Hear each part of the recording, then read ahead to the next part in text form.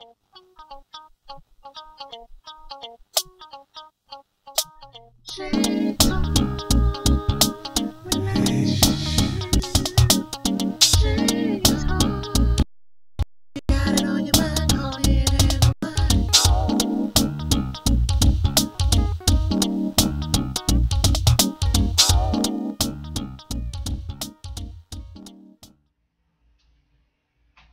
everybody, and welcome back to Jay Talks Today's Relationships Show. Well, there's only 3 of us today. Yeah, they think they got me. In the middle. In the middle? In the middle. It might be a good seat. What are you talking about? Chocolate cream.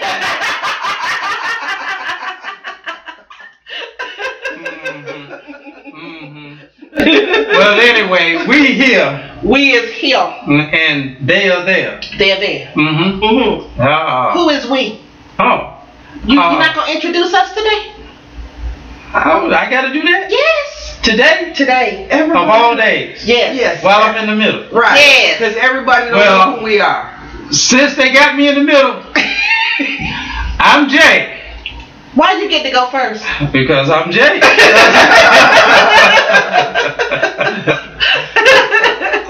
I didn't think that had to be explained. And let me see, should I go to my left or to the right? I go to my right.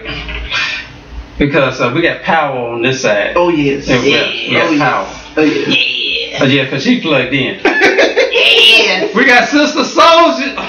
Oh! Did you see what he did? He went went like this. But he went to the left. Okay, hold up. Why don't we just introduce ourselves? I was trying to get there. He. Oh my goodness. I was trying to get there. You want to try it again? No. Okay, cool. Hi, I am Lady K. And to my left, extreme left, is Sister Soldier. Hi. Right on. And in the middle, stuck in the middle, is Jay. What's the topic for today, Jay? Well, before we do that, though, why don't you tell them of how they can reach us here on the show? Yeah, how you can reach us here on the show. You can call 931. He having memory problems today? No. I was trying to, figure out which accent I would use today. Yo. That's what you need to say. Yo. Sorry. You sure won't be in the middle today? Yeah. Okay. Yes. But you can reach us on the show at 931. Y'all have too much fun. 931-266-0206. You're more than welcome to call in and make your voice known on this show. And do what with your voice known on this show? Make your voice known on this show. He can't talk. It's my bad. Ooh. Does being in the middle make you that nervous today, Jay? No, ma'am. You sure? Okay. You sure about that, Sister Soldier? I'll take it easy on you. I'm sitting up straight. My head is held up. Y'all don't see me. We won't talk about that haircut today, but okay. Anyway, what's our show topic for today, Jay? Our show topic today is, it's the sexual revolution over.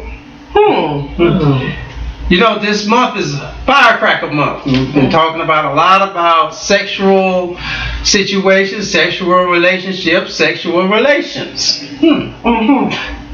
Those first two were pretty hot too. They were pretty hot. Yeah, is there really a need for a maintenance man? Yes. Maintenance woman? Yes.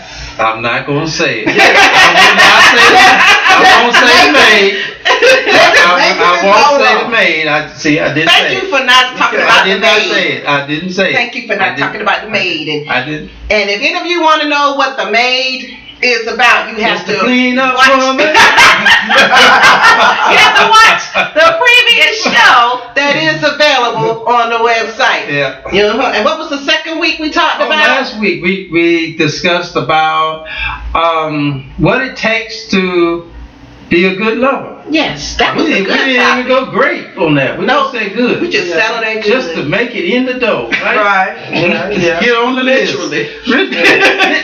Literally. Yeah. Mhm. Yeah. So this week we're talking And about I use my professionalism. professionally. You can't blame that one. You can't blame that one on me. Okay, so this week we're talking about the sexual revolution. Mm-hmm. Is it over? Is it dead? Is No. it dead? Is it dead? No. Well, first off, I think that our host, since he's in the middle this week, Mhm. should define exactly what we mean by the sexual revolution.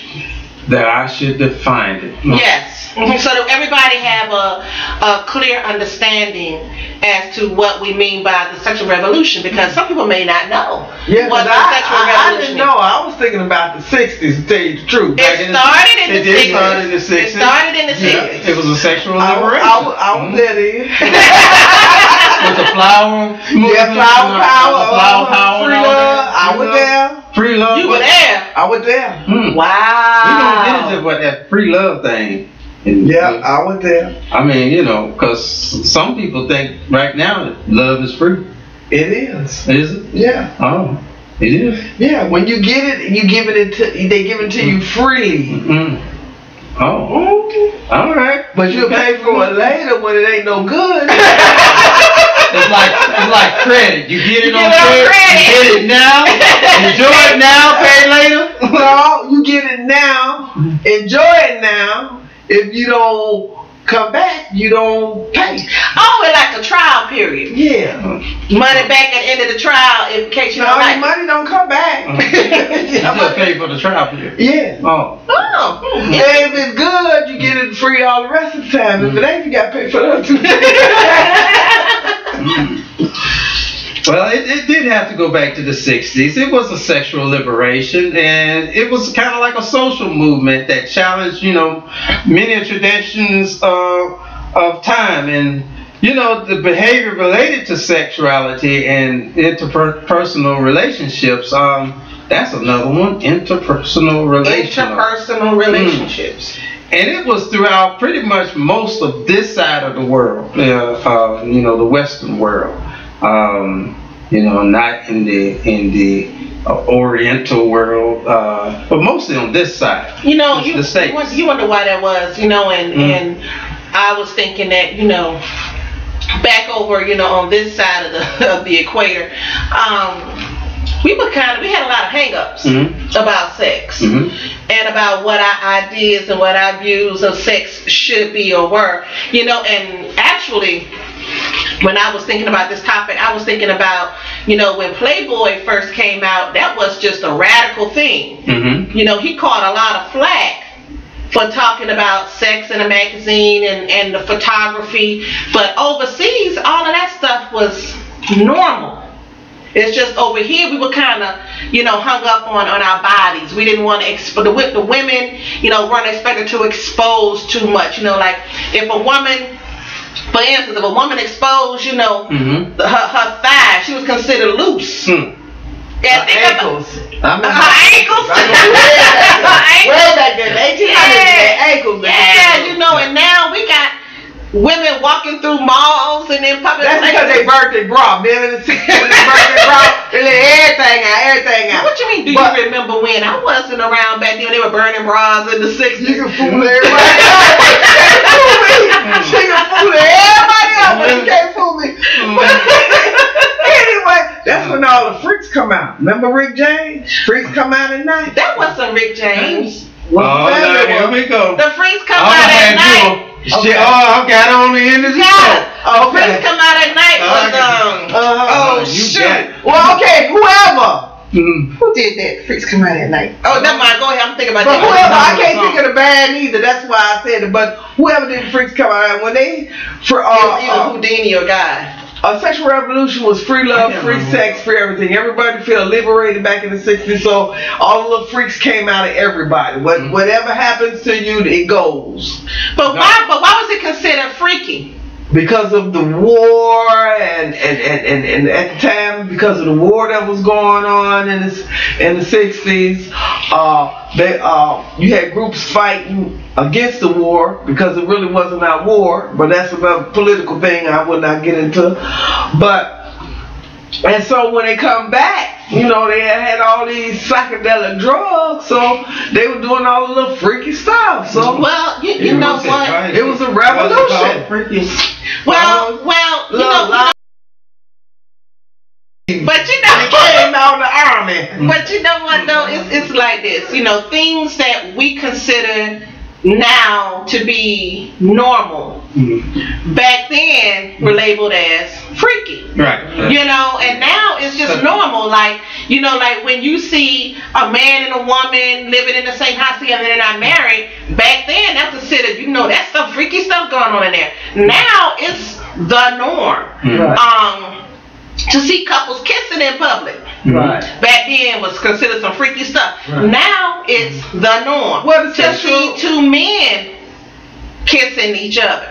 Back then was definitely considered to be some freaky stuff. That's but gross. now it's the norm. I mean, It's the norm. That part. No, It's more acceptable. It's gross. I'm gonna tell you something. In certain parts of the country, honestly, in certain parts of the country, you're right. in major metropolitan areas, it's nothing to see two men walking down the street holding hands, two women walking down the street holding hands, kissing and hugging each other just like a heterosexual couple. It's nothing. It's nothing to see. You see it all the time. Yeah. Like when I first moved into a major metropolitan area, I was not that I was naive, but it kind of struck me like, because I was seeing so much of it. But to the people that already live there, they just walking by and looking. And after I lived there for a minute, I would just walk past it as well because I was just so used to seeing it. But if you coming from a small suburban area, that I consider to be enclosed, and you go to this major metropolitan area, you see these things. That's gross. Well, especially to men. That's a personal man with a opinion. thick mustache. That's a personal. Swap and slide, and all his spin is up in the man. But I said that's gross. But that's a person. But then don't look. Turn your head. No, I want to see how But it's nasty. done. But then even so, even now, back in the 60s, women had to fight for the control of their own body, meaning contraceptives. You had to fight for the right to be on the pill. To party. But now, it's very much an acceptable practice for young ladies to be put on the pill. Back in the 60s, it was a revolutionary type of thing. Wow, you're on the pill. I'm like, hey, women actually had to fight for the right to control their bodies. So is the sexual revolution there? I don't think so, because women are still fighting for the right to control their bodies. Roe versus Wade, abortion, legalized abortion. Now they're stripping that away. So it's still issues in the law. Has the law gone too far? Do y'all think the law has gone too far where it enters into our bedrooms as to what we do or what we consider to be normal for us? Well, the law have went too far, because now instead of being a presidentialship, it's a dictatorship. Let Sister Soldier tell you. Because anytime they can tell you, well, you can't, I understand some people don't smoke, some people do smoke, and you have to go outside and smoke or go 50 feet from the building. I understand that because of health reasons. Some people have asthma and can't breathe and stuff like that. But anytime you get a government to tell you have to buy health insurance or you get penalized, if you have to pay higher taxes on cigarette because you smoke, or you have to. It's a number of things I can't get off the top of my head right now because I'm not trying to go into the political part of it. But it's a dictatorship. And back in the 60s, when they had a sexual revolution, they had somehow got over that, because then you had a woman had the right to choose if she wanted to have a baby. Right now, today it's called pro-choice, or have abortion. Back then, it was a lot of stuff that women didn't have rights to. But if you remember way back in time, you remember that time when the women come vote, Why are you looking at me? I don't remember that time. I am not that old. I may have read about that time, but I wasn't there. I was gonna take you back there. You may have been back there, but I wasn't back there. When women didn't have a right to vote. So after the war, that's why there was a lot of babies born back in there. It was a baby boom stuff, because after the war, and it was the free love, and it was and all that stuff. The soldiers come back to war with all the tension in them, right? You still talking about soldiers coming back from the war? Yeah. They come back to war. You see the pictures where he bent this woman over, he kissing her and stuff like that. Later on that night, there was some tension there. But we're talking about the sexual revolution. That's part of it. But that's the beginning, because back then, that's when you had the baby boom. So that is the beginning of the because those baby boomers were the ones that were actively sexual during the 1960s when all of this movement began. But the movement is still going on today. Like for instance, just a couple of weeks ago, public nudity. Mm-hmm. Public nudity. Now this is crazy. They have this campaign on now called Free the Nipple. Now I remember back in the 70s when women were trying to free the nipple by not wearing bras. Right. Okay, but now women are actually trying to free the nipple by walking around in public places with no shirts on, no top, no bra, anything. I know. And free the nipple. Now that's a bit extreme for me. Well, they said that guys can walk around with no shirt. Why can't women walk around with no shirt on? You can see their nipples. Why come you can't? Because there's some men out there got some male boobs. They walk around. And they force us to look at them. And they jiggling right. And they ain't got no shirt on. They jiggling. And they got us. And we looking at them like, woo! We can't jiggle too. So free the nipple. Free the nipple. Free the nipple. Free the nipple. Well, yeah. You're right about that. Yeah. Just think about it.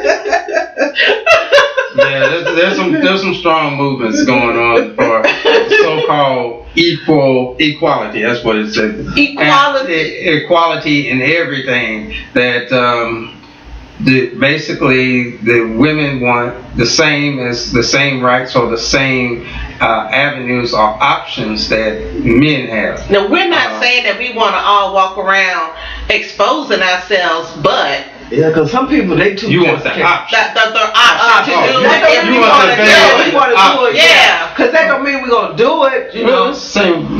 Men, they still have an option, but they choose to walk around without no shirt on. We don't choose to do that, because if we as women choose around, y'all mouth be dropped like that. And if we women walk around in public with no shirt on, we can be arrested for public nudity. But men can walk around in public with no shirt on and it's fine. They get a little warning. I do say that there's a kind of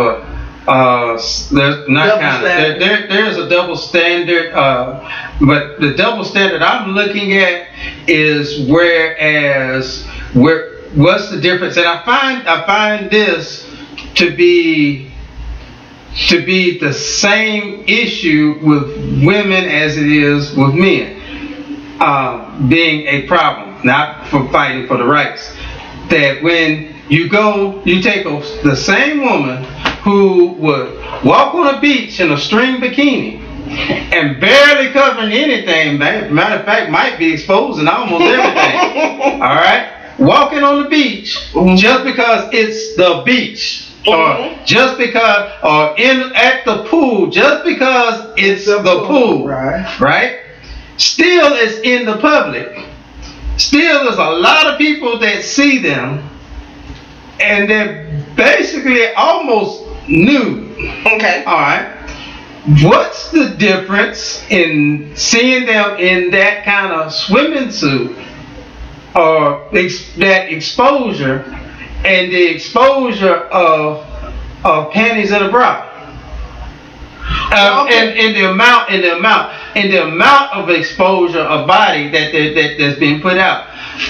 Okay, when you have panties on, it might be big drawers. Oh, you talking about stuff that's scary folks. That's what you talking about. We have a show on that. And then when you have a bra, it covers everything. When you have a bikini, a swimsuit, two-piece, whatever, it might just cover the nipples. Yeah, you're not gonna and have. I'm saying the bottom part might just be a patch in the front. But I mean, but when you at home, you wearing the whole package. The whole bra.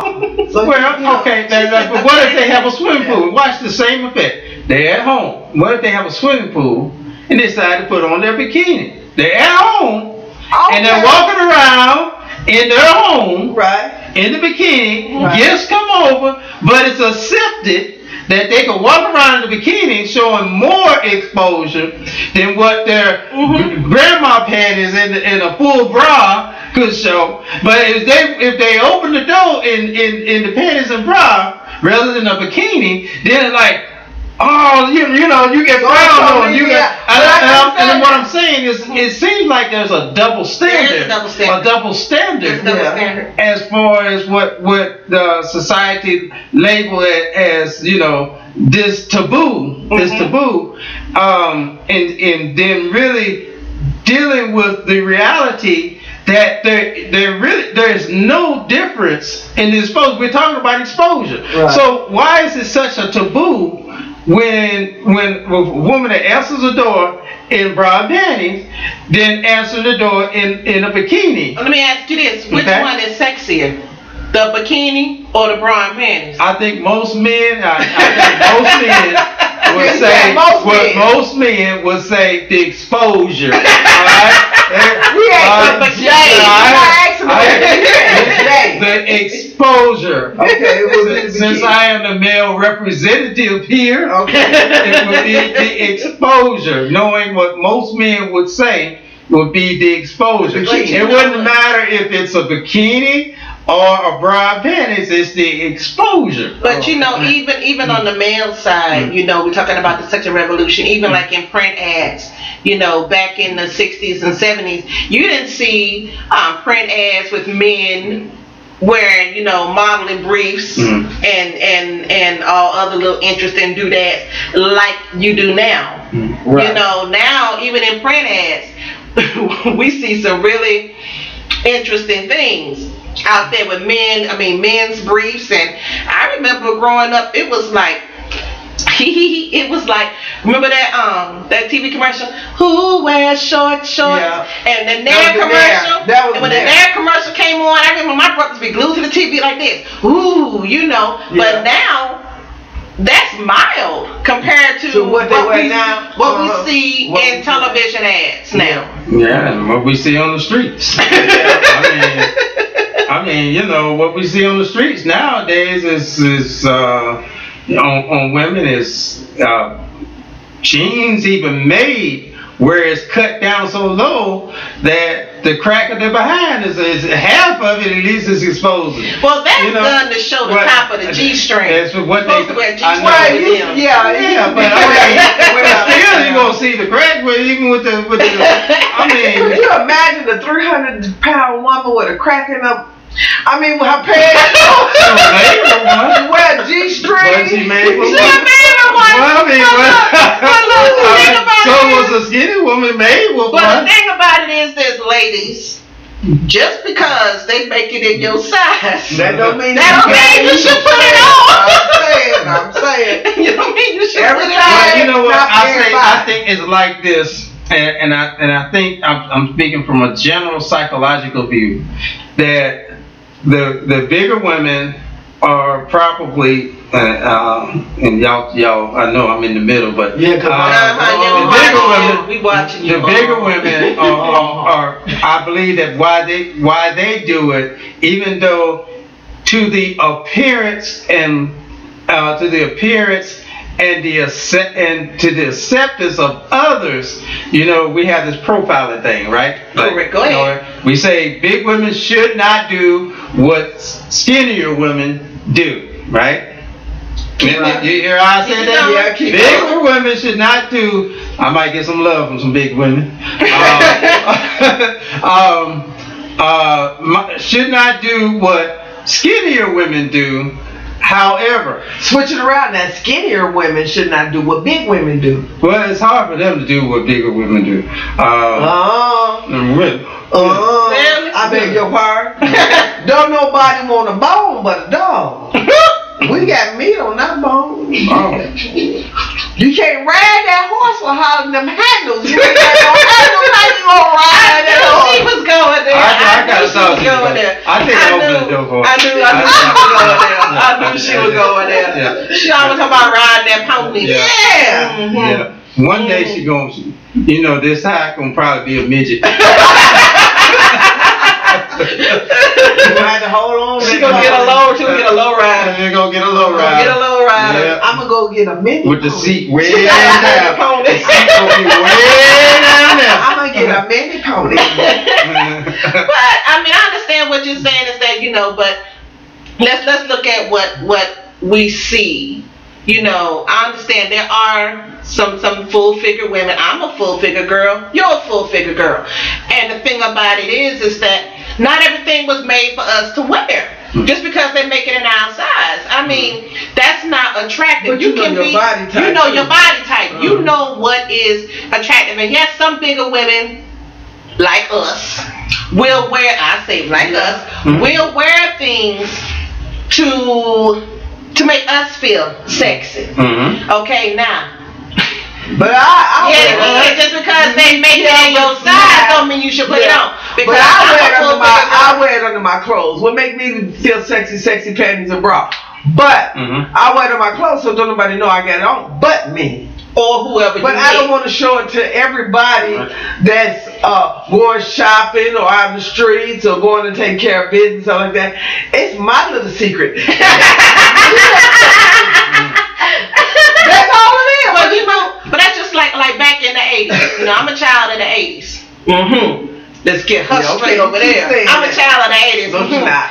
And back in the 80s, I mean, it was commonplace for us to wear bustiers as a part of our wardrobe. It's a part of our wardrobe. Yeah. I remember I used to going down to the club with a bustier on, some little slick pants and a jacket. And trust me, my jacket was not buttoned down, but it was an undergarment that we were wearing for everyday apparel. And they wore that. What's her name? Madonna bought that out. Yeah, bustiers and corsets and all of that. You know, and speaking of Madonna, that's a good person. Yeah. To talk about, you know, about the sexual revolution because she did a whole book called Sex. And all these photographs. And she did a lot for young women. Some people say Madonna was trashy. No, Madonna was expressing her individuality. And there's nothing wrong with expressing your individuality as long as you don't do anything dangerous. Now, you can express your individuality without doing something dangerous. And everybody don't want to see it. Everybody want to see it. If you at Walmart, weigh 300 pounds, your belly hanging on your pants and you crack now, nobody want to see that. That's not You got a lot of skinnier women doing that too. Well, that's a bone you know, to the dog. I'm kind of like that's a bone to the I'm dog. like this person where even though I'm in the middle, but I'm kind of like this person who likes, well, you know, like I said, even though I'm in the middle, who likes to see the middle of the view.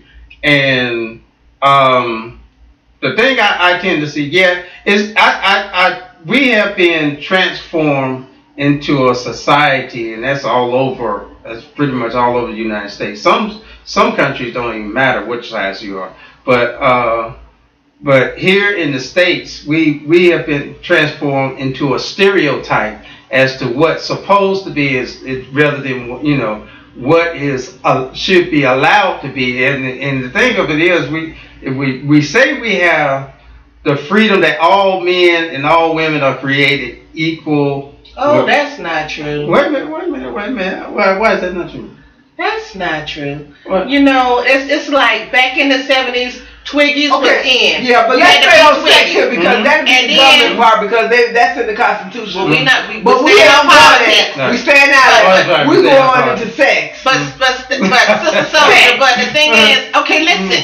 Sex. All right, now we started out with Twiggy. Women like Twiggy was the in thing, and then like you hit like the 80s, and you had more voluptuous women. Mm-hmm. That was considered the in thing. Right. You know, like when Janet Jackson came out with Control, everybody was talking about her little booty. You know, But you because know she why had though? booty. But you know why? But then, hold Yeah. on, but then Okay. we hit the 90s. We had women like Jennifer Lopez, who was not a skinny chick.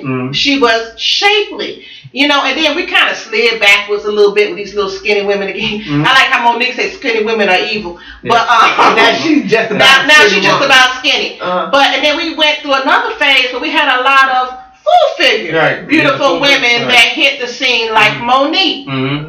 You know, for instance, beautiful. And Elle, she the getting model skinny. Elle, you know, beautiful. You know, full figured women. And we just kind of fluctuate all over the place when it comes to that. But the scary thing is that even though we have this multiple scale, this multiple range of body types, they're still considered an ideal type. Right. And correct. what is an ideal type? Right. Because that ideal type does not exist. Right. You have women going under the knife trying to be that ideal type. Yeah. And that's not correct. But the ideal type they think is a Barbie figure.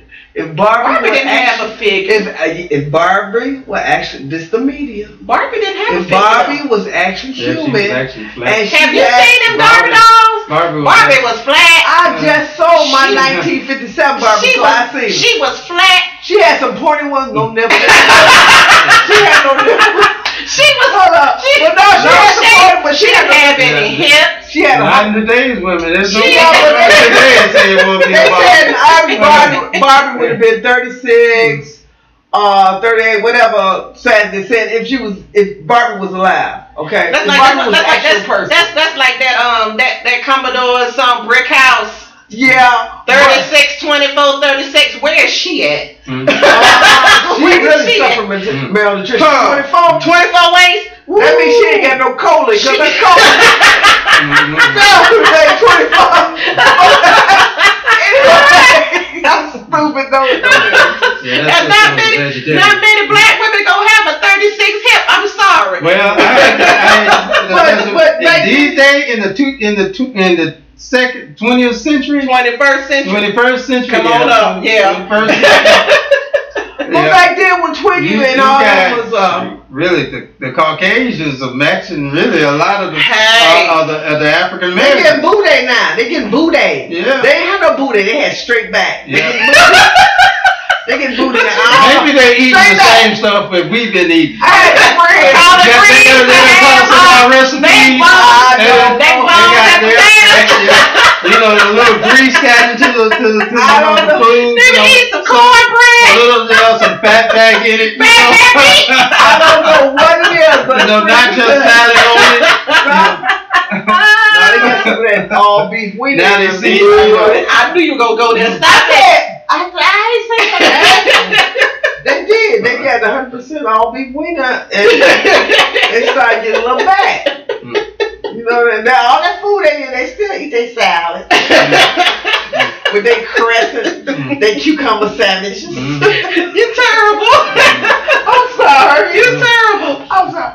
But it's that brother getting that shape. Wrong for that. But you know, and then it's like when we talk about the sexual revolution, you know, you cannot talk about the sexual revolution without talking about how before it was just unthinkable, you know, for a man and a woman to cohabitate and not be married.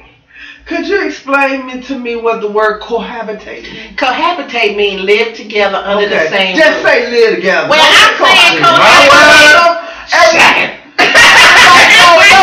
His word. Okay. Jay's favorite word is shack it. You know, but the thing about now, see, even the word shack it has a negative connotation to it. Yeah. It has a very negative connotation to it. But nowadays, Nowadays, Or living together. Yeah. You can say living We can together. go living together. black folks say shacking. Mm. You don't have to say shack. But you know what's But But you know what's crazy though? People been cohabitating, Look, she's still on that. shacking. You right? I'ma stick there. Living That together. sounds like a, you know what that sound like? What? That sound like you're going on a journey. Cohabitate. You know what I want? You got your luggage? Yeah, baby. Let's go cohabitate. I feel a shift in the power structure here. Now, wait a minute. It's supposed to be us. I can't tell. Wait a minute. Well, every now and then the wind will shift. She got me on that cohabitating. But it's true though. You know, in today's society, most couples ain't even so shack. Most couples live together prior to marriage, and if they living together and they're not sleeping together, they lying. They lying. They lying. Yeah, they lying. They lying. They lying. They lying. How could you sleep? How could you live with somebody and a couple and don't sleep? In a relationship, In a relationship. not and as don't sleep? platonic roommate. Every night. Every night sleep in the same bed. Every night. In the same bed. In the same bed. Hold up. Now, you use the you bathroom. know that you have some that have the same room that like sleep in like twin beds or little full We beds. talking Two- about two- people in a You relationship. talk about Yeah, Mr. Ricardo. relationship. They're I even love husband and wife. Lucy. There are some, not a lot. Oh. They are. Hold on. Wait. You're right about that. They- Because they- my they- father they- and mother, but the reason my they father have and mother two had separate separate beds in the bedrooms. room. Okay, they made six. She was tired. She put them in the same bedroom. No, baby. I just kidding. But the reason my mother did that is because my father had a bad habit of breaking wind sleep. So she kicked him out there and go in this But room. we're talking about young Yeah. people. I can't believe she said Yeah. that. We're talking about young people though. We're talking about young people. You know, young people, not older people. We're talking people like in their 20s. Let's say people in their 20s. I don't see them being in a relationship, being in the same house, sleeping in the same room with one bed over here and one bed over here. I don't see that. I don't see that. I don't see that one. I don't see that. Now I know that older people, my grandparents did it. They slept in the same room. He had his bed, she had her bed. That's because he snored. And she just couldn't take it, him right up under her snoring all the My time. mama kicked my father out. He They snoring in the and same farting room, every night. but my She grandparents had had two, but they had full size, but they had twin beds. He had his bed on this side of the room, she had her bed on this side of the room. But I don't see people in their 20s doing that. I don't see that. Oh. Now, if they're in their 20s, they're living in the same house, sleeping in the same bed. Oh, They gonna be Wait a getting minute, it in. yeah. Here's what I hear folk doing now in their 20s or the younger, very younger generation, is that if they want to play it off, they have two rooms. They're in the same it was an apartment or house. They're in the same residence, but they'll have two rooms. And they want to say, that's my roommate. Oh, they wasting money. Y'all might as well just go ahead and get one Y'all heard that. That's just my roommate. They wasting It's money. a man and a woman, and they call themselves a man. These two, it's a one man and one woman, and then this 2-bedroom apartment they share, and they call themselves roommates. Mm-hmm. Oh, that's what you're saying? Yeah. Not really, because he's the maintenance man. Uh-huh. She back on the maintenance. Yeah, because he's a living maintenance man. Uh-huh. Now, And when he the has what it takes to be a good looking. no, he ain't got what it takes. He just keep up the maintenance. Everybody who work and keep up the maintenance don't do a good maintenance job, Okay. you know. But he's the maintenance man until she finds somebody who can. But see, that's a waste of money. Why you gonna spend money on 2-bedroom apartment when you could just get a 1-bedroom apartment and call it what it is? Call it what it is. Why lie about it? See, that's society, and that's people who They not might be being right. real. But you're not being the one real. on the I lease understand what sometimes Lady K charges. said. That's That's true. true. Charge the other person sometimes. Well, but see, why not just be real about it? Right, just get 1 bedroom and call Or it a they day. could So be yeah, I like, understand what you she said, said. Why swap the pay trade. for a 2-bedroom? Maintenance man. Yeah, Yeah. maintenance man. Living maintenance man. Mm-hmm. But you can still get a one bedroom part, have a And that way, you know, put him on the couch. You don't want. You can get a one bedroom apartment. Call your maintenance guy. Say, hey, I need my drains unclogged. Oh goodness, she back on that. Yeah. Say, come here. She back on that. Now he's the maintenance man, the plumber. Say, come over here and tighten my pipes. You gonna come on over there.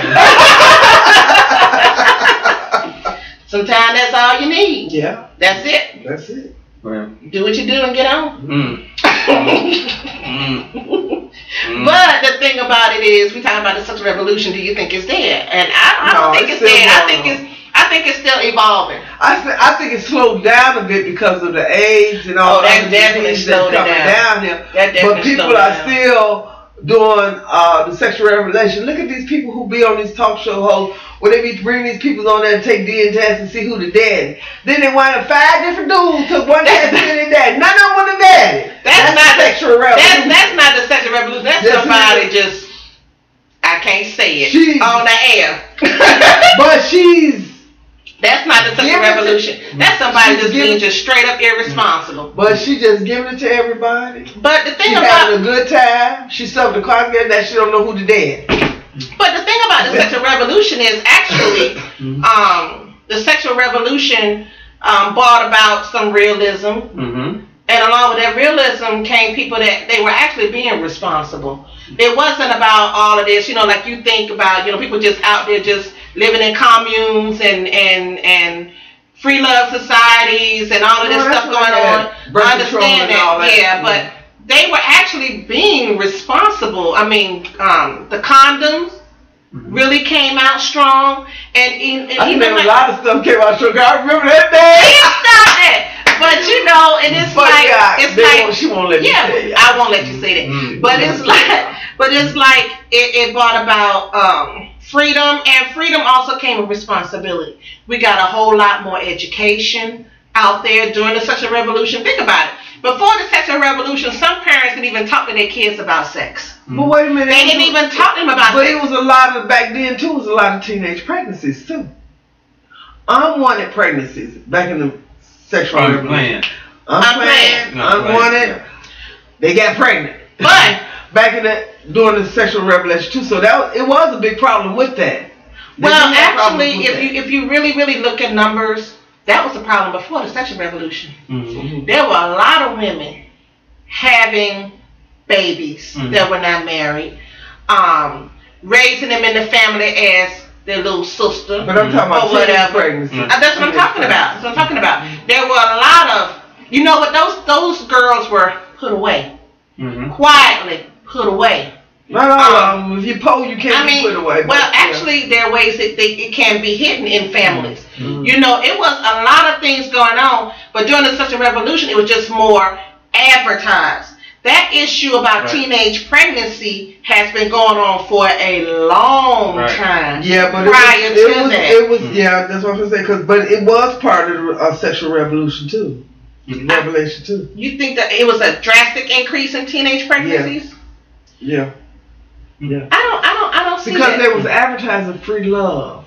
Okay, they were advertising. If you go to some of the concerts where they have the weed fest, whatever, I think they give it a little bit of boost. Yeah, it may have given it. When they used to what's that?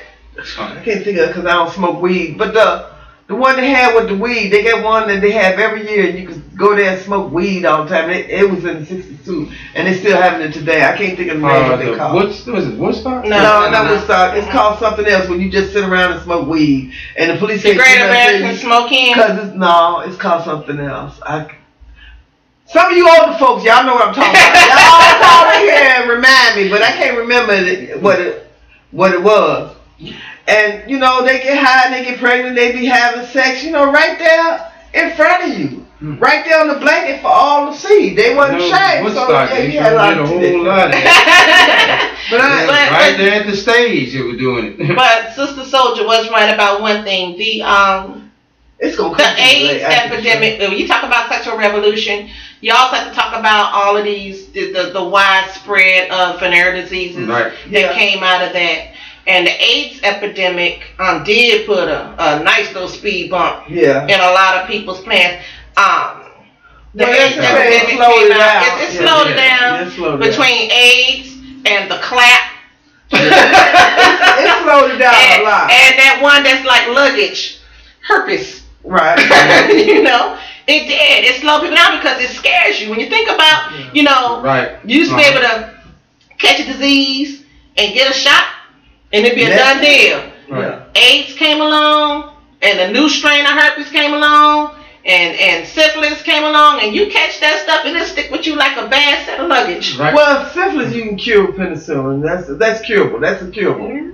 Yes, if you catch it in time. It's curable. If you catch it in time.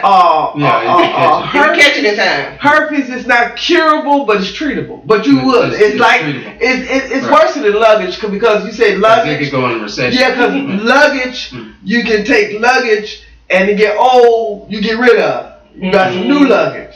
With herpes, you can't get rid of it.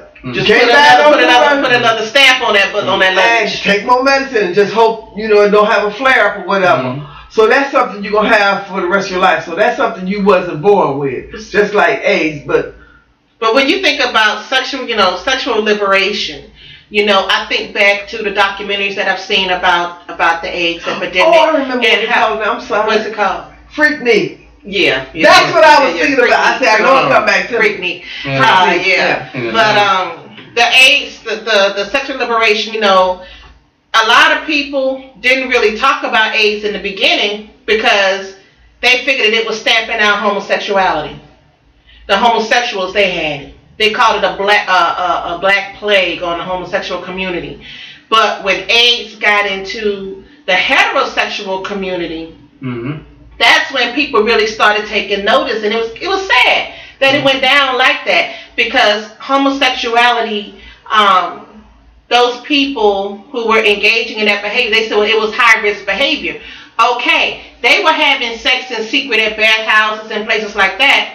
They considered that high-risk behavior. But if you had heterosexuals, high-risk behavior, having multiple partners with no protection. Right. But they didn't get that exposure, that media exposure, like the homosexual community did. But you know why they did that? This is my theory. That means it's just a theory, okay, people? My theory on that, it was one guy, two guys, both of them gay. One of them was jealous of the other, but he was a scientist. A scientist. This is my theory. So he made this virus to get back at his lover. Little did he know it was going to spread like it spread. So he gave some blood at the blood bank one day. He tainted the blood. Then it went to the heterosexual. Wow. Right. That's my theory. That's just my theory. Okay, that's just my theory. And so by going to the heterosexuals, they pass it out sexually by blood, semen, and fluid through the body. Then they got it. Then it went from there. And then it went from there. And then blew up to it is today. But see, if that gay lover had gave that other gay lover play, it would have never happened. We would have never had. It's a man-made disease. No, that's my theory. Okay, that's the soldier's theory. We let her get it out. Please do not repeat that theory because it is extremely flawed. It's my opinion on it. It is extremely flawed. It's just a theory. I'm glad I'm not sitting right there because I'd have kicked up. You ain't kick her for me one time, Jay. Just kick a little bit too. Don't kick her hard. Don't kick her a little bit. But the sexual revolution, you cannot talk about the sexual revolution without talking about gay and lesbian rights. Right. And church people, y'all might get upset about this, but it's reality. It's what's real. It's what's real. It's what's in our society. Gay and lesbians really took the bull by the horns during the 70s and 80s and lobbied for rights.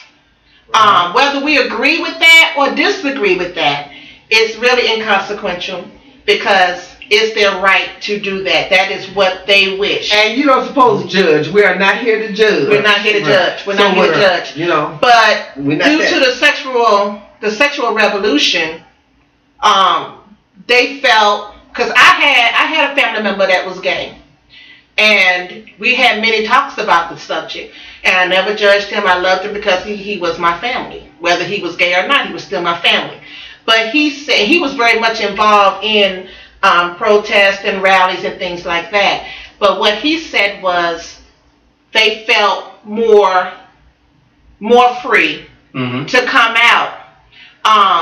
Being gay or homosexual or lesbian, it was a hidden thing. There were so many actors and actresses and people of industry and business that were booty bandits. Yeah, okay. But if they came out, they would lose their financial standing, their status in the community because of society's perception. Right. So with all of this free love and all of these things were going on, and women burning bras and fighting for the abortion rights and fighting for all of these things, they took that platform and conformed it to suit their purpose and their agenda and jumped on the bandwagon at their time. And during this time, like the 60s and 70s and 80s, there were a lot of different groups, a lot of different interests, all lobbying at the same time, it seemed like, to try to get their agenda put before Congress, put before the president, put out on the media. There was less, it's still a stigma attached to it, as there's stigma attached to anything. There's stigmas attached to interracial relationships. We attach stigmas to everything. People living together not married, we attach a stigma to that. Children born out of wedlock, we attach a stigma to that. But that's people attaching a stigma to it. The thing about it is that this era of free love gave them or opportunity to have their voice heard. And that's something that had not occurred in this country prior to that. You had all of these groups that had not had an opportunity to have their voices heard and to be put out there, I put it like on the band stage, where they had an opportunity to express themselves. You know, during also this time, civil rights movement, same thing about black people. We had not had a stage, a national stage, to express ourselves in until the civil rights movement hit, and they used the boycotts in Montgomery to begin that, and that snowball effect, which led to the legislation. The same thing has happened with these little splintered off groups. Because you look at today's society, the gay and lesbian groups are lobbying for equal rights. Same way women lobby for equal rights, the same way blacks lobby for equal rights. Even now in the government, same-sex couples can get government benefits as dependents. As dependents. It's called partner. They call it domestic partnership. So whether we agree with it or not, they use that platform as a jumping off point. Right. And it's just snowball. And it's true with all of these groups. But I understand what you're saying. I wasn't trying to get it into politics because it just makes me mad. Because it's just a new world order. They let them do that for a reason. But I'm not going to get into that because it's something else. Because if they let them do that, they let them do the things that they do. They let the people say the things that they do. They let the president do that. It's a reason. But think about it. New world order. But think about it like this. Everything is falling into place. But think about it like this. But think about it like this. They said the same thing about black people 50, 60 years ago. They said the same thing about black people. The things that you're saying right now about these splintered groups is the same thing they said about black people at the beginning of the civil rights movement. If we let them do this, if we let them do that, then this will happen and that will happen. It's the same way. Yeah, but they already let them do that. Because look, they let Obama and his mama tell you gotta have insurance. If you don't have insurance, you have to pay the penalty. Let me tell you something. We're the only country that think that money back. Well, people in power think money buys everything, which is important, and it does. Money controls everything like that too. Okay, in Canada, in Germany, these are just 2 states I'm going to tell you about. They got a free insurance for their people. Their people don't pay if you can't afford it. You can't afford it, but you still go to the doctor. They still pay for you to have babies if you can't. They don't penalize you because you can't afford insurance. Matter of fact, they got a law where the whole country, everybody in the country, get free insurance. Now why in the United States we got to pay for it and we get penalized for it? Let me ask you a question. Now Canada, wait a minute, Canada is a free, is an industrial country. Germany is an industrialized country. So America is an industrialized country, but we still have to pay for insurance. Let me ask you a question. In those countries, who pays the physicians? The government. Okay. Do you see the United States government paying physicians? That's what I'm trying to explain. But the thing about it is, our system is a capital system. We have capitalism, free enterprise. That's what our country was based on. And I'm gonna tell people, and I'm gonna tell you, and you take it how you want to take it. I love you, my sister. But if y'all don't like it, lump it. Don't get the insurance, and do whatever. You need insurance. These people, you know what? It's like this, and I'm gonna say this, and I'm done with it. A lot of these doctors are leaving the professional field because they cannot afford the malpractice insurance. Because of people filing false cases against them. Right. And then you wonder why you paying your doctor so much money to go and see him. Because he has to pay for this insurance. Not because of anything that he's done. I know that. You know, and there's a lot of fraud, waste, and abuse in our system. It's there, that's what it is. But it costs, see, people don't realize when you filing all these claims and thinking you're getting over, you're making it hard on another person.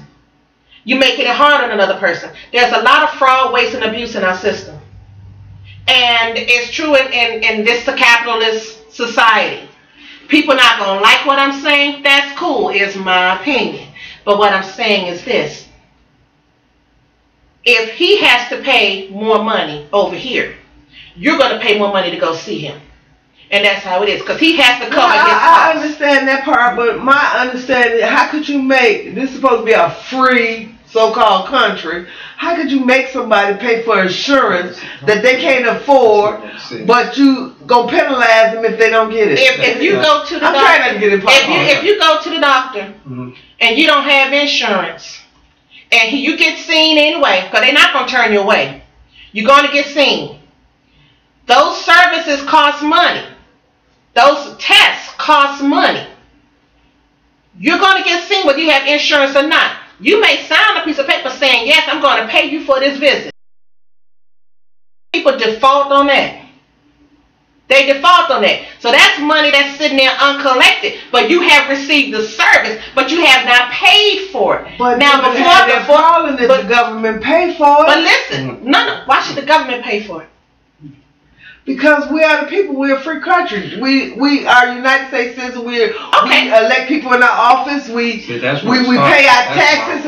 But see, that's what they get when they get. Yeah. But that's what they get when they get when they get government programs that do that now, okay? They pay for people who really don't need it, but they're abusing the program, but they get insurance. But the people that really do need it, they can't get anything unless they buy it themselves. And if they don't buy it themselves, they get penalized. You got people out there who can work, who still get insurance, who still don't pay nothing, but the government pay for it. Now if the government can pay for them, and that pays the doctors. Because the government sure pays the doctors for all these tests. Why come they have to make a person who really truly can't afford the insurance get insurance? Then what you need to do is send a letter to your congressman and tell your congressman that you want all these people that's sitting on the rolls that's committing this fraud, waste, and abuse to be dropped from these programs. Oh, they ain't gonna do it. Oh, whoa. Be a solution to the problem. It'll be a attempt at a solution to a problem, because they ain't gonna do it. Well, it really starts. But I believe politics alone. And you kind of said it, and you kind of said it, but it really goes all the way back to the voting, because as you were talking about the how this group took advantage to promote their agendas. You know, the blacks and the gays or the women's liberation. Correct. And and also that was more associated with black, but it wasn't just black. Integration wasn't just black, but it primarily was the blacks that actually initialized it. Correct. Because you have to remember, in part of segregation was also the not just the Mexicans, the Indians, the Indians, Chinese, Japanese. Basically anyone that was outside that was non-Caucasian. Correct. And but it was more the population of the blacks that initialized that. So, right. But just as you were saying, but you know, and as you all were both saying, you know, how they put their agenda and they started beginning to allow these agendas to go forth, take place, or give them rights so that it could take place or be accepted. Well, that all starts with who you vote in. That's correct. And when those people who don't go to vote, all right, or those people who don't take the actual time to check out the person that they're voting for, to know what their actual agenda are, or what are the things that they do favor, or then you know if you know, like you I know you hit the church folk, but I'm gonna hit that again. You may not like this church folk, but you know we say that, and it's a lot of churches. You know, which means that's a lot of people. A lot of votes. Okay, a lot of votes. A lot of votes. So if you got problem with what the government, those who have been chosen, voted in.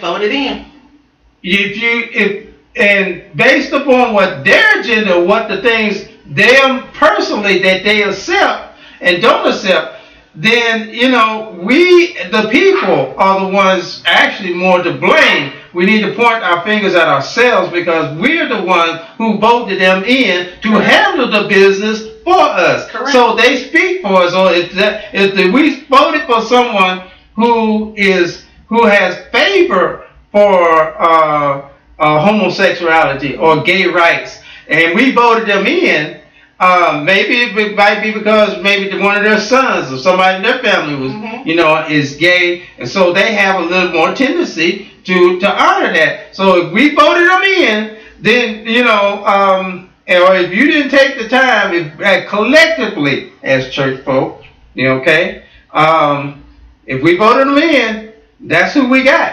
And if you didn't vote, and if you didn't vote, that's who we got. That's who we got. All right. So they are responsible, like it or not, for handling. So that means if you have a problem with the ones that's representing your voice, then the next time voting comes, then that means instead of talking trash, do something about it. That's how you do something about it. Okay. Your vote counts. Okay. Your vote counts. Your vote counts and all that. Yeah, that's true. But let me tell you something. I'm sorry. Let's go. This is just my theory, my opinion, whatever. Did you get a hug? But if you really, But you got to understand, there are forces. I take it back. There are people. Okay, people who pick people that they want to run for president. Oh. Okay. The most powerful people in the country do not run for president. Okay. They get this person. They had him run for president. If he win, they back him. If he don't win, then they got somebody else in mind, they back them.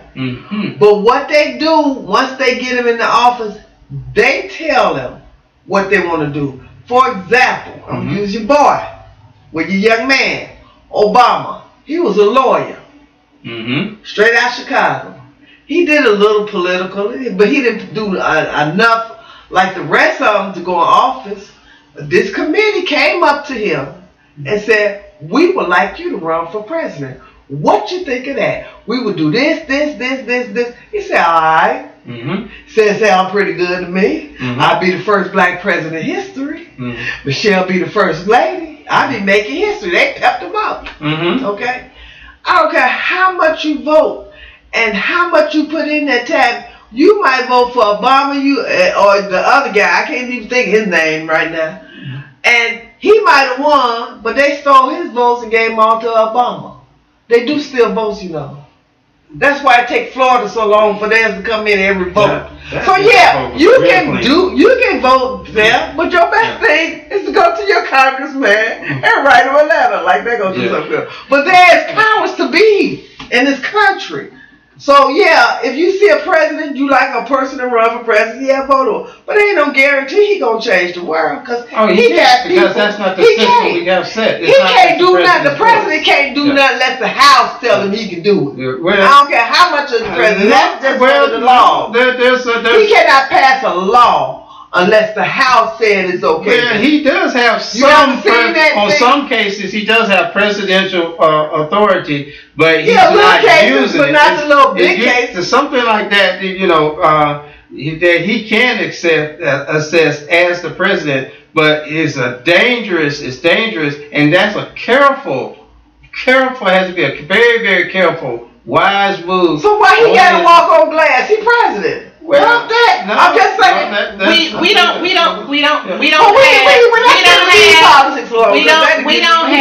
don't have dictatorship. We don't have a unitarian system. Yes, we do. We have a system. Y'all just don't see it. We listen to you. We have a system of checks and balances. When it comes down to the president, not only does he have to have the electoral votes, he also has to win the popular vote. And those two numbers are totally different. Each state carries X number of electoral votes based on its population. And then we also have the popular vote. And whenever you watch the election, you'll see electoral votes and the popular vote. I understand that. I understand this too. They can still with the president, everything goes through Congress, checks and balances, so that we will not have a dictatorship, so that we will not have a Unitarian system. Both houses have to come to some type of an agreement, and the president is in the middle. And that's just how the system works. It's a democracy. And believe it or not, I don't care where you go in this world, democracy works. It's way better than the socialist system, dictatorships. Democracy works. And this country, with all of its faults, also have a lot of good when it comes to our political system and our political structures. And I believe that.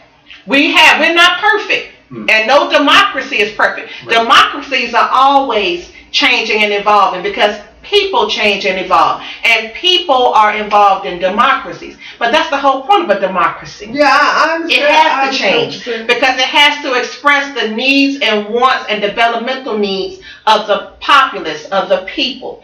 Now, that's our political statement. We are back on track talking about the sexual revolution. Jay, what's that number again for people to call in? 931-266-0206. We want to hear from you about the sexual revolution, because we're talking about, women's rights. We're talking about, go ahead. I was just thinking about something when we're talking about the sexual revolution and women's rights. What about men's rights during the sexual revolution? Because there were some men that left the workforce and became house husbands. That's because their wife made a punk out of them. The financial structure changed. The idea. They couldn't find a job. And what about single fathers? Right, that's what I was going to say. During that time, also, single fathers and single parenthoods stepped up quite a lot. I myself raised my daughter from the age of 5 as a single parent, so back during that time. Not the 60s, but I ain't gonna tell y'all when, but back during that time.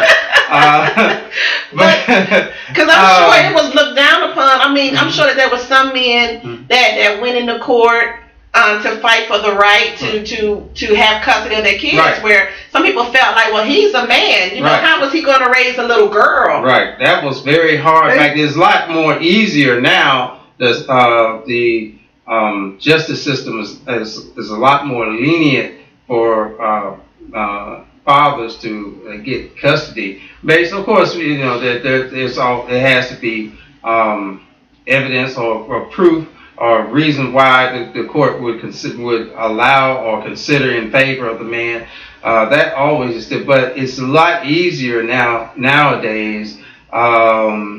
Because it's more acceptable now. Yeah, it's much more acceptable. Just like a lot of other things in the movement, it's things are becoming more acceptable. You know, like you were saying, you know, men, same-sex marriages, that's becoming more acceptable. Mm-hmm. You know, and there's another thing that has become more acceptable. You know, back and that not this thing, but you know, I just want to plug in. You know, another thing was back in the sexual revolution. Y'all remember streaking? Here we go, streaking. There she's streaking. Y'all remember that? And she said she don't remember. They started streaking in the 70s. Yeah, I remember. We lived right down from the college, and it used to be folks used to streak right streak through the college. I don't know what. That was just a waste of time. You ain't seen nothing. But you know, just ass fly right back. That was all part of that sexual revolution, that free love thing. But the thing I really wanted to get to was the thing that has been on the strong rise, and a lot of people don't really recognize this because they really don't know about this particular lifestyle. It really kicked in. It's not that it wasn't present, just like homosexuality was present because people in the closet. It's always been, except for this was in the closet real deep. A lifestyle called swinging. Okay. Oh, they did that back in the 60s. But that was you act like it's so new, but I mean, even though it's 60s, still a taboo, it's much more acceptable in the lifestyle. I won't say the lifestyle, in the life today, today's time, or in this decade. I don't want to say century because that goes way back, but in this decade, as ever more before.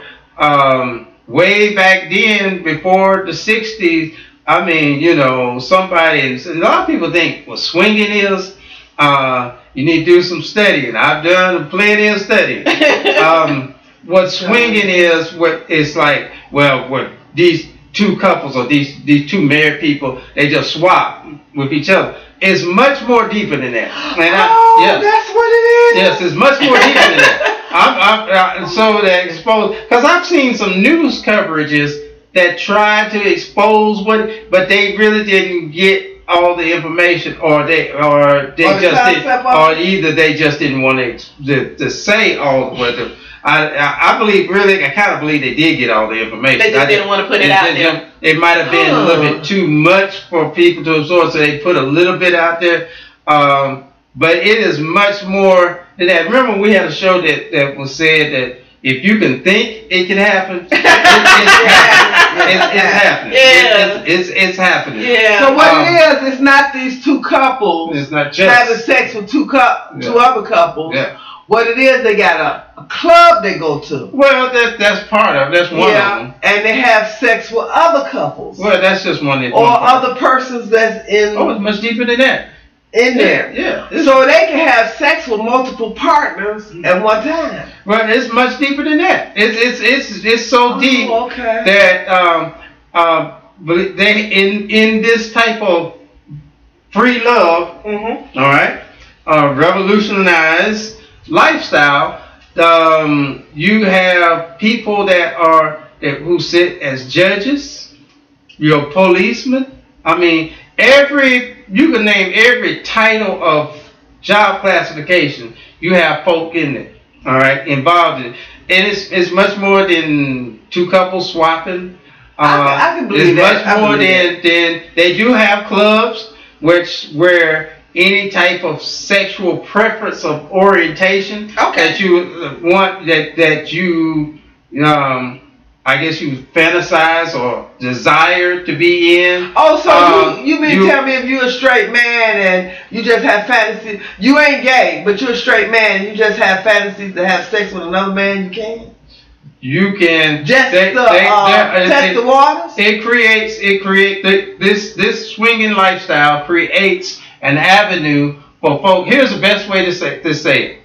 It is an avenue where a person or persons can involve themselves or achieve any kind of type of sexual fulfillment in any kind of way they desire for it to be fulfilled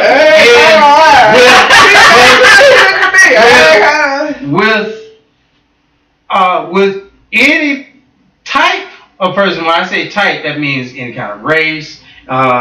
You might be a short man looking for a tall woman. I mean, you might be a tall woman looking for a short man. You might be, like we had the show about the Cougars. You might be a little 18 or 20. You got to be of age, but 18, 20-year-old looking for somebody trying to be 60. Somebody 60. Mm-hmm. I mean, so when I say any type of person, that's what I'm really talking about. Oh, okay. In any location of the world. Okay. I mean, because they have these avenues, they have the things called the swing sites that person can go and the World Wide Web is so like infiniteless now. That folk, I'm letting y'all know, y'all getting your ears full today. Welcome to the real world. Real world. The real world. Real talk. And I know some church folk going, hold up, no, they ain't doing that. I'm writing it down so they can do it. They write it down so they can do it later. Well, I know even as I talk, I know as I'm informing, and this is realism. I know some folk that's gonna take this and tell me more. Well, I'm on the web now. Some folk take that to an advantage. Some folk take that into knowledge. But the real truth, they have these websites, which are called swing sites, and you could like go in there, create your account, say like you going on a trip to some even a foreign country, no different where. Make contact with somebody, now they have the social networks. Mm-hmm. This is a different type of social network. Mm-hmm. This has to do with the free love social network, right? Where you could be going over to Egypt and you could a month ahead of time. You know your date. Hey, type in. You see some pictures and profiles. You read what they're about. It might match yours or whatever. I mean, Oh, so I don't have to read the glyphs on the pyramid. All I can say, I want this Egyptian. Well, they just like the social network where people meet each other for dating and all that.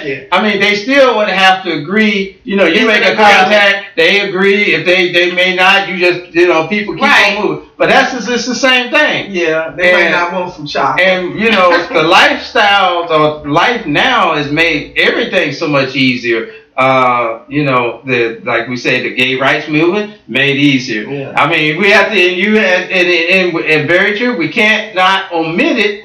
The Black or African American movement made much easier. Mm-hmm. So I mean, we can't omit it because it's part of that reality. Culture, Yeah. So I'm gonna go on there and find me somebody from Zulu. I want a Zulu. No, I take that back. I want a Mandingo. You know what? You need some help. You know what? I know. I need some help. I got a stick named Mandingo. I want an African brother named Mandingo. My 5th grade teacher had a paddle. It was this big, and it had a handle, and she called it Mandingo. Really? Yes, she did. That's all right. Big old wide paddle. What is he still living? Huh? Does he still living? No, she. Because I wanted to borrow that paddle. Go find Mandingo. You called him Mandingo. No, I want to get that paddle. Go down and give me good Mandingo and use that paddle. big old paddle, boy, and it sure hurt. But no. You said it sure hurt. Oh wow. Yeah. No. Ooh. But no, it's still sexual revolution when we get it now. People are doing it today, tomorrow, the next day is all over the country. Do you know why? Oh. Should I give my theory about why? Ooh, another theory. My theory is that is that is no limit to the things that a person can do sexually. Their dreams, their hope, their fantasy, or whatever, they can fulfill all of them. When you're in a society or you're in a revolution where you can go to places like you say overseas, call up groups on the internet, you know, surfing, and find these places and get every sexual desire or any sexual desire you want. But you gotta look at this, we're human. And sex is a part of us being human. It's like adrenaline going. You know, why stay on to just one part, one missionary part? Some people just missionary part, when you can explore, put a little excitement in and explore different things with it. So that's why I think it's a sexual revolution. It's gonna always be a sexual revolution because it feels so good. She's still stuck on last week. She is. Stuck on last She is. You know, last week was funny. I don't know what. Last week was funny. She's stuck on last week. The sexual revolution, to me, is more than just about sex or sex acts. It's about different groups of people opening up and allowing us to look into their world. It's about, I look at it like a Freedom of Information Act. Right. You know, a lot of information got put out there, and a lot of things got put onto the social scene and put on the center stage that had been in the back wings somewhere prior to that. And it just brought it forward and shone the spotlight on it. And it needed to happen. It needed to happen. I always say knowledge is power. And as long as it's something that's hidden, that makes it even more quote-unquote taboo. To bring it out and put it in the forefront, it's not going to be totally accepted by everybody because to each his own. But at least you have the right to do that. This is a free country. And a lot of things were brought forward. You know, it was a less oppressive period than what was prior to that. But, you know, it came with its ups and its downs. I mean, it came with its people pushing it and its deflectors. How well you deflected depending on your knowledge of the topic. You know, and it really helped push, honestly, it helped push our nation forward. Again, I go back to Hugh Hefner. He was a visionary. He was a visionary. When he first came out, people were very upset. People were extremely upset. Now, women, they campaign to get in Playboy. Playboy has jump-started a lot of people's careers. Playboy has added to a lot of people's careers. Back in the 1950s, you know, to be in Playboy was a bad thing. Marilyn Monroe was in Playboy. I think she was the first Playboy bunny, actually. So, you know, it's all about how he took a concept and made it a reality. And that's what a lot of the sexual revolution is about. It's about concepts becoming more concrete. Something that was not, did not have form, took form. Took form and got organized. And I think Hugh Hefner was a little freaky anyway. Old buzzard. He wasn't old then. Yeah, but he's old now. And you know, he's still going strong. So yeah, I think he was a little freaky anyway. So. But if you think about it, you know, if it wasn't for people like Hugh Hefner and all of those other people during the 60s and 70s, we wouldn't have a lot of the freedom that we enjoy today. Right. Think about it. We may still be that same oppressed society that feel that if a woman wore her dress above her ankle, she was loose. You have a whole lot more freedom. Well, let Bush tell her he liked a woman with a cankle. Well, I still have this thing with society. I mean, like I said earlier, I mean, you were talking about, you know, that those things haven't changed, but we still have created a stereotype, and it's become a stigma in our in a true perception, you know, to rationalize things. Because I mean, really, that thing where I was talking about a woman answering in a bikini rather than I mean, the real hard truth, there is no difference in the exposure. And so what makes her Jezebel, you know, because she answers in a bra and panty and not in a bikini? Because, you know, is it that the bikini is more suited to show flesh? Or, I mean, really, you know. No, because or just because it's called undergarments, it's supposed to be under the garments. You know? You know what I'm saying? And because we set up this distorted view, then it begins, you know, anytime you act upon a distorted view, you begin to act, you mold yourself to act crazy. Right. So, you know, like other countries, as you were saying, you know, it's nothing for them. You know, people can walk around naked and nobody phases it.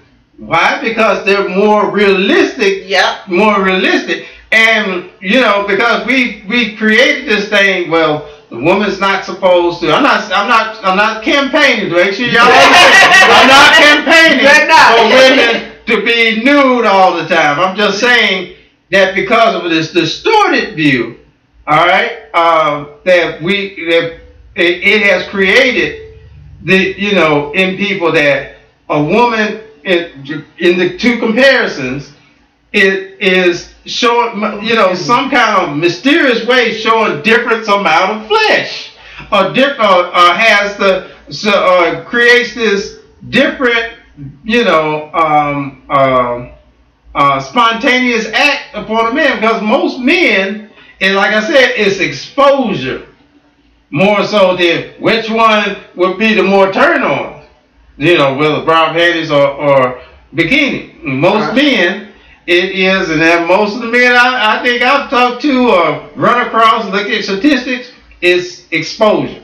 Okay, so but that doesn't mean that that's sexier. All right, and let's not get that confused. Yeah, all right, that's true. All right, now as far as just being sexier, it is much more sexier to majority of men that to have the challenge to create the image of what's underneath. If I could say it like that, you can say it like that. Of what's underneath. So imagine what could be underneath. Right. It's like the challenge. Right. I mean, it's the same thing for women too. I mean, women are a little bit more. How can I say? Have a little bit more professionalism. Professionalism. About it, but it's the same for women. From what I've gathered, listened to, and everything, it is a lot more. You know, it's the same. Men just a little bit more voiceful, or a little bit more transparent. Okay. Than women. So, you know, women, we know y'all be looking just like men be looking. All right. We do look. Yeah, I know. Ain't nothing wrong with looking. I know. And we know church folk look too. Oh, they definitely look. I know. Why y'all think church folk holier than now? Well, they not. Well, you know, here's the thing. It's not the look. Even though, you know, and I have to go down this religious statement. It's not. We tend to say this statement, though it's true, but it's not to what people really have acquired it to be. That statement says, even though in the thought you have even sinned. Mm-hmm. Well, it's not just the thought. Correct. All right, because just because you look at somebody and you say, they're cute or they're sexy or you might have undressed them, it's not just because of the thought you have even sinned. It's much deeper than that. It's when you get to meditating on it, and it just becomes it's regular thought, not just a simple thought. It becomes part of your meditation, because most likely it's going to lead you to actually make something come into real life rather than a thought. Right. And it's the lust. Because the love of money, not loving money, is a sin. Even though it says the love of money is sin, it's not just because you like money or love money. It's because you meditate on all kinds of ways you can get it. Correct. You might start stepping on folk, doing folk dirty, and all that, because you meditate so much on getting money any kind of way you can. Correct. So it's not the money that becomes a sin. It's not the thought. And I've heard that so much. I just wanted to put that out there. I'm glad you did. And I'm gonna keep my saying to myself about that, because some people don't like the way I say things. So I'm gonna keep my saying to myself. We know you looking. No, I ain't keeping to myself. I just like sin is everywhere. You born into sin. When you die, you die to sin. Sin gonna continue to go on. So if you're a hot Christian, when you go to church, you're gonna be a hot Christian after you're dead. I tell you, I like this one thing, and I don't know whoever I know a few people might recognize who I am, but and if they do, then they know who my dad is. But one thing I admire about my dad, we were in Atlantic City, and we were walking down the boardwalk. We were there for a family reunion. Me, my brothers and sisters, and some of the relatives, my mom and dad. And we were walking, and we came up to this gift shop. And they had this card with a lady. She was bent over with a bikini halfway down her butt, half of a crack showing. And my dad made this comment. He said, "You know what, honey? I think I'll get that card and put it on my desk."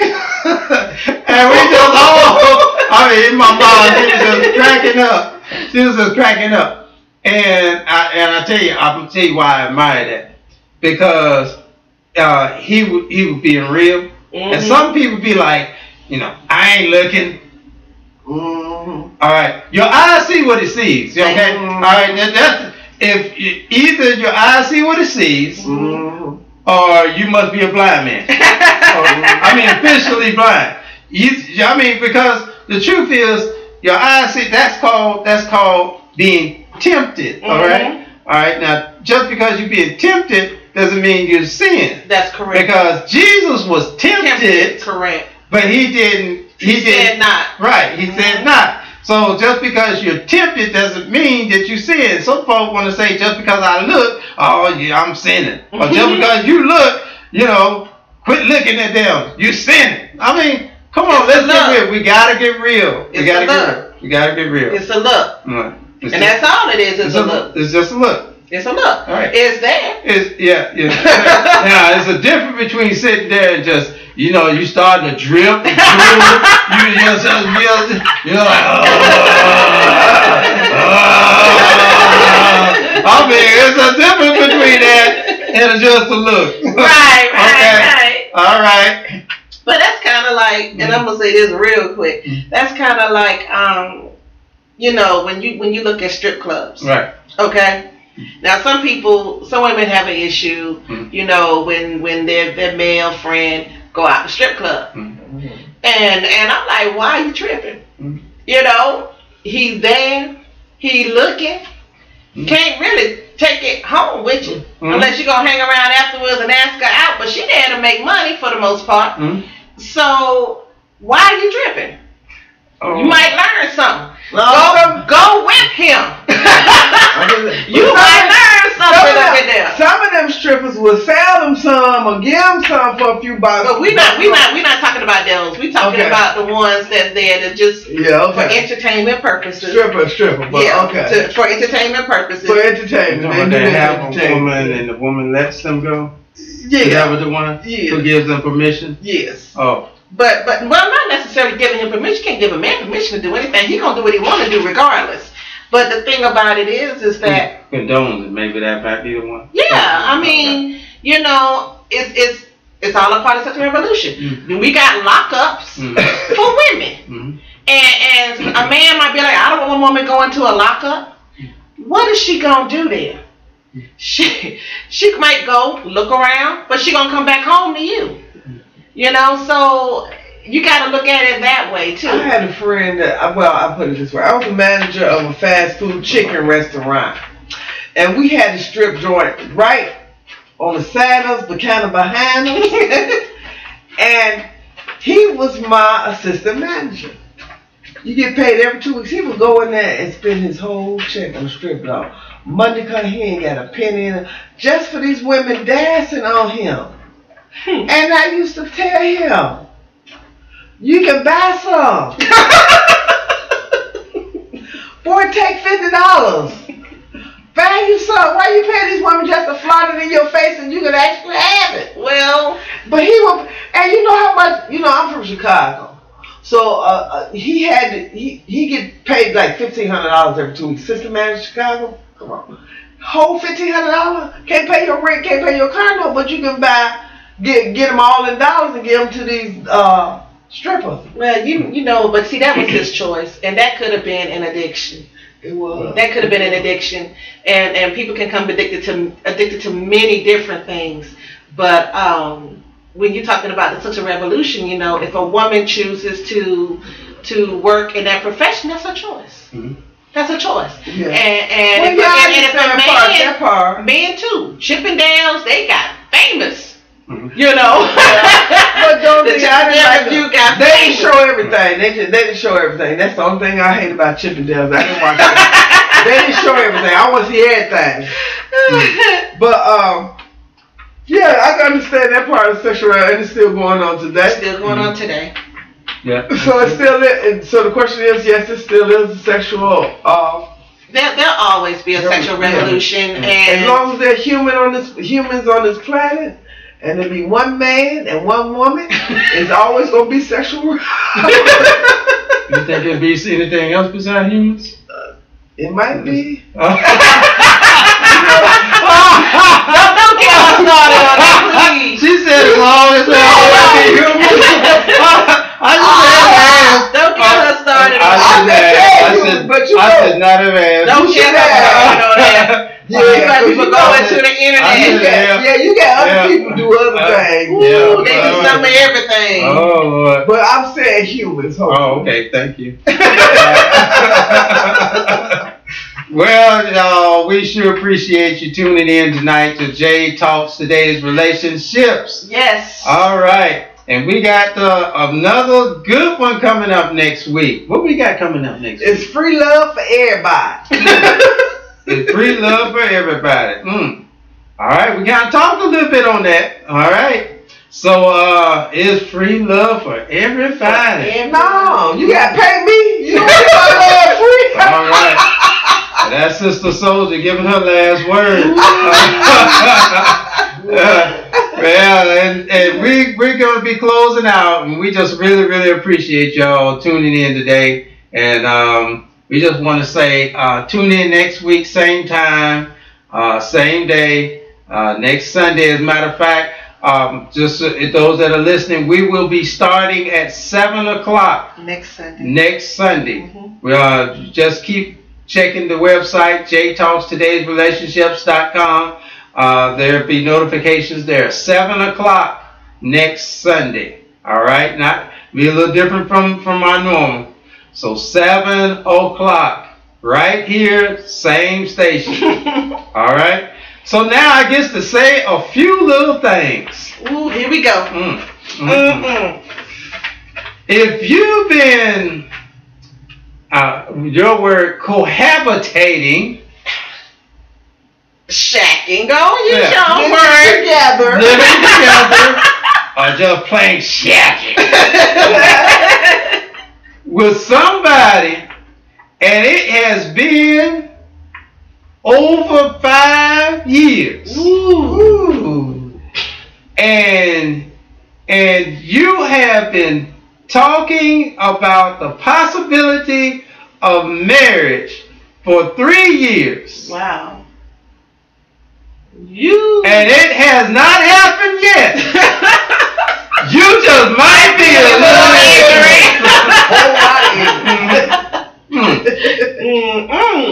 Ooh, 5 years. I just finished talking to somebody who was living with somebody for 17 years. And never married.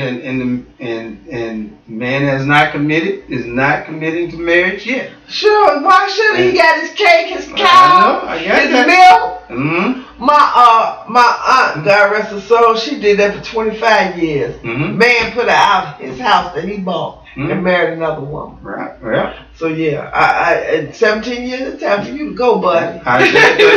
there's some relationships I know that where people But are you living know- together, they start buying a lot of stuff in both names, like they married, and then it came one day that it dissolved. I mean, you still have, in a divorce, you still have you have to, but now there's you really don't have the law or the justice system Yes, to it deal is. with It's called because common law. Well, it's Yeah. called common law, but it's still handled a little different than Yeah, the it actual is. Yeah. than the actual Yeah, marriage it going is. to divorce. Mhm. It's quite a bit of difference. And now they do the prenup, and all that, but Posting up too. and postnup. But I wouldn't do none of that. If you can't marry him, bye. Mhm. Yeah. But you get some people that it's very rare. Mhm. But you do have people who've been living together Mhm. as husband and wife for years and years. Mhm. Never been married. Mhm. And either one of them died, or the other one died, or Mhm. both of them died, and they never been married. So you have some relationships that last, without being married. Mhm. Yeah. Some for a lifetime, some for a season. Yeah. And if you are the kind that got this little information about the swing lifestyle, CJ Mhm. on today's talk show. about the swing lifestyle, and you find yourself kind of thinking that this must be the way I can cheat on my wife or my husband, and get away with it. Wow. Oh. You might be a little ignorant.